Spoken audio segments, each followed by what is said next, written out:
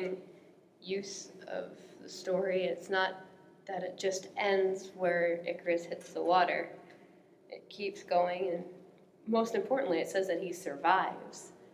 It's not a story about him sinking to the bottom of the ocean. It's about him living in suburbia, which is that could segue into the other thing that we noticed about how the poem seems to criticize the suburbs and how suburban life doesn't provide as much of a fulfillment of dreams and achievements as Greek culture would for Icarus.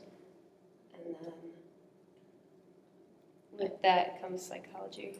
I certainly think that the survival is really important because I think that this poem really emphasizes that he's merely surviving. He doesn't have this lifestyle that he wants anymore. He's not living his dream life. He wishes that he had drowned, so his dream life is actually no life at all. He wants to be the hero. He says he thought himself a hero, and this is really highlighting the suburban mere survival, that conflict in modern society, and using this story of Icarus to bring that out. And what he's actually living is the path that his father had wanted him to take. So he did reach the sun and he did fall, but instead he ended up going in the straight line to reach the destination that his father wanted him to reach. And so this is kind of showing where Daedalus wanted him to end up. And so I think that's interesting, considering that Icarus's idea of success was to reach the sun, whereas Daedalus's idea was to reach the city and the suburbs. It's as if Icarus learned by trying and failing through the school of hard knocks. Once he hit the water, he was no longer an extraordinary being. He was just another cold case. But he didn't become a martyr.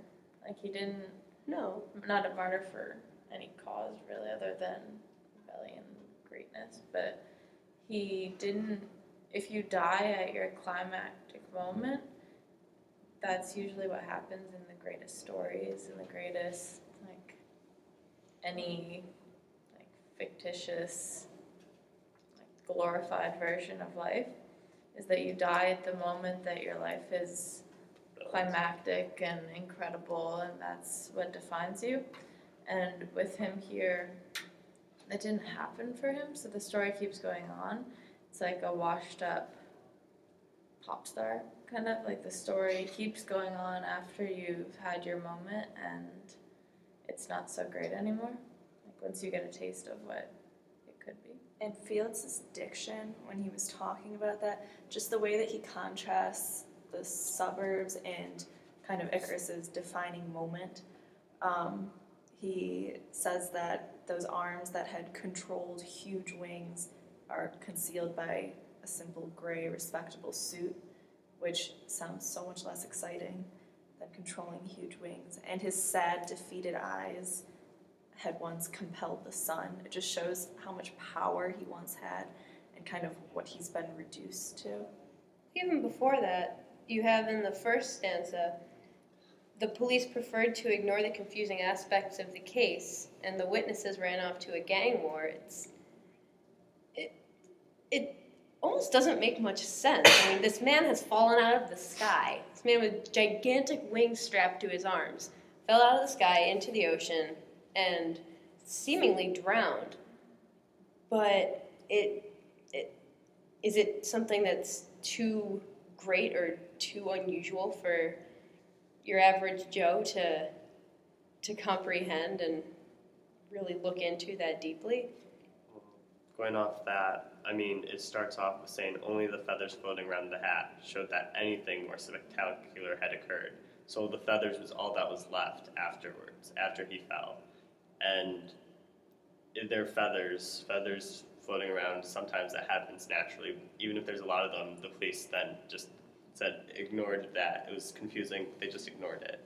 And it's kind of interesting how it shows that after he's fallen, just how quickly it's it's pretty much the same as any other normal drowning, and maybe there were feathers, but the feathers were nothing of significance. And those who did see it went off to something Bizarre. more cliche almost, really. Like, off to go watch a gang war. It's just. It seems like a strange I think there's thing. something interesting with the gang war there because I mean, we've been talking about what is the contrast to the suburbs. Well, the contrast that we've been talking about is that the Icarus, the heroic story, the ancient Greek. This is contrasted to modern suburbs, right? Seems angry. So in the modern suburbs, you don't have heroism, you don't have this sort of high achievement, tragic suffering, all those things. But here we have another contrast to the suburbs, which is the gang war, and it raises for me the question: like, so is the gang war in some sense correlated to ancient Greece, to a heroic age?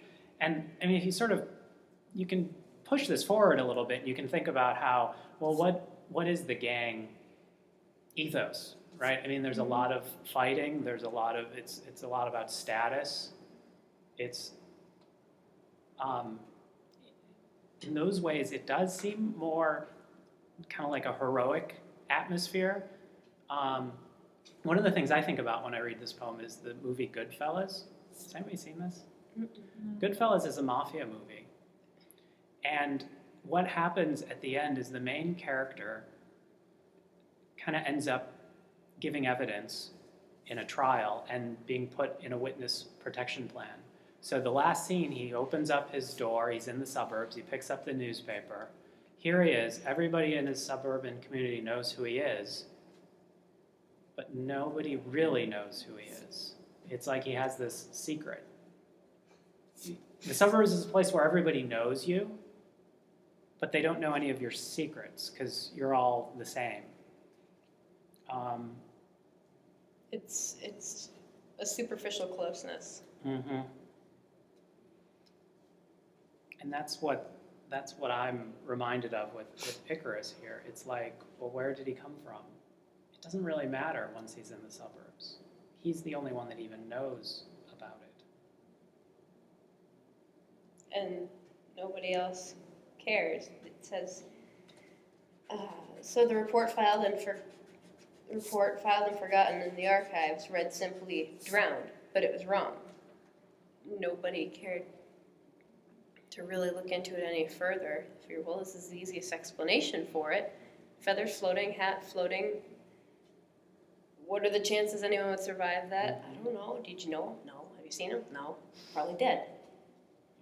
Also, Icarus doesn't feel, obviously he doesn't feel the need to tell anyone because he would probably be considered crazy.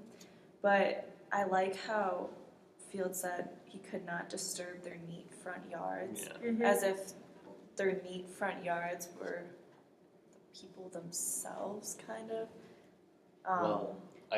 Going off of what that means, I feel that it especially just means like the order and the order of the suburbs is that if he was to tell them the suburb life is just so bland, but like everything is white picket fence, perfect. Yeah, that's how I that see it. like you can't disturbing the order of their neat front yards is one of the most atrocious crimes you could do in a suburb almost. That perfect balance of, your 1950s, 1960s home, as you said, with the white picket fence and four-person families. But the need, not wanting to tell anybody, but how it does seem to bother him. I definitely see that in the third stanza. And nightly Icarus probes his wounds, and daily in his workshop, curtains carefully drawn, constructs small wings and tries to fly to the lighting fixture on the ceiling.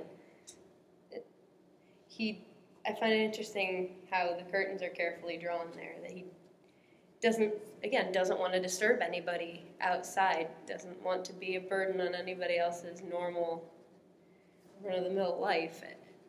It's as if every attempt that he has at actually living is hidden because what he's doing publicly, he's riding commuter trains, he's serving on committees, but then in his own home, he's trying to regain that time that he had where he really felt heroic.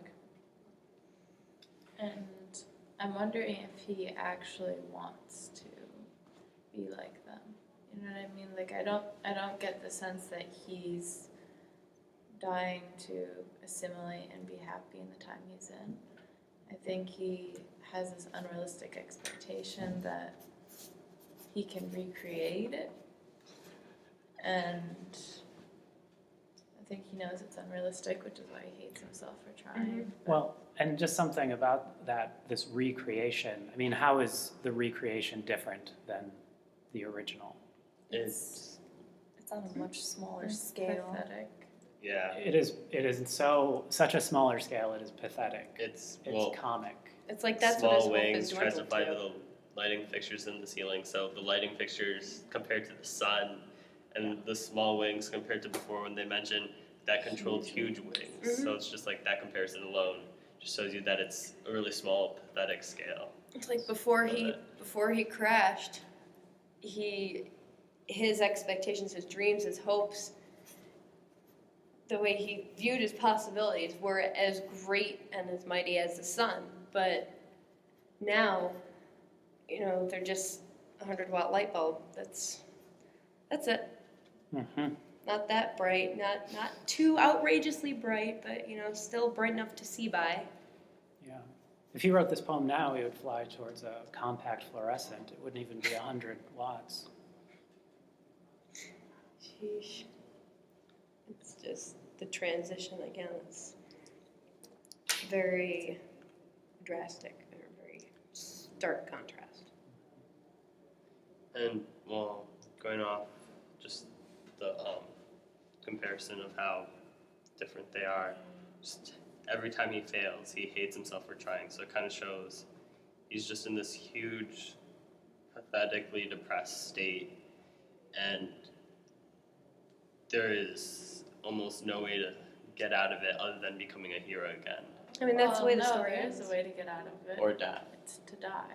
That's And that's the hero, but that's the heroic thing. yeah. The heroic thing isn't That he should have succeeding died. at flying towards the sun. That's not what's heroic. That's not what's going to make a good story. The good story is going to be made by him falling and actually dying when he hits the water. Mhm. And he doesn't, which is why he fails at being a hero. And so now he wants to die, and he wishes he had been a hero. And It's the echoing idea you're left with from this poem, because the last line of the final two stanzas are fails every time and hates himself for trying, and wishes he had drowned. Mm-hmm. It's almost as if that's what's constantly at the back of his mind. That resentment for existence. Yeah. And this, I mean, this hating and wishing are the dominant verbs in those two. I mean, and so what this person who hitherto is defined by his action it's all feeling now and thought. So it's internalized. Everything that's of interest for this character is what's going on inside him. And it's this very, like the idea that he's probing his wounds. It's like he can't let go of it. I don't know. Yeah, it's very, it's a downer of a poem. It's like when you keep picking a scab just to watch it bleed again. Yeah. It's kind of a gross visual, but Well, this is me. This just might be me, but it almost feels like he has almost like a post-traumatic stress disorder. I feel. wouldn't you if you fell out of the sky and hit the water? But I'm just saying, like his reactions and how he's I agree. not assimilating and everything about him almost seems like he has PTSD. Yeah. All right. Say goodbye. Bye.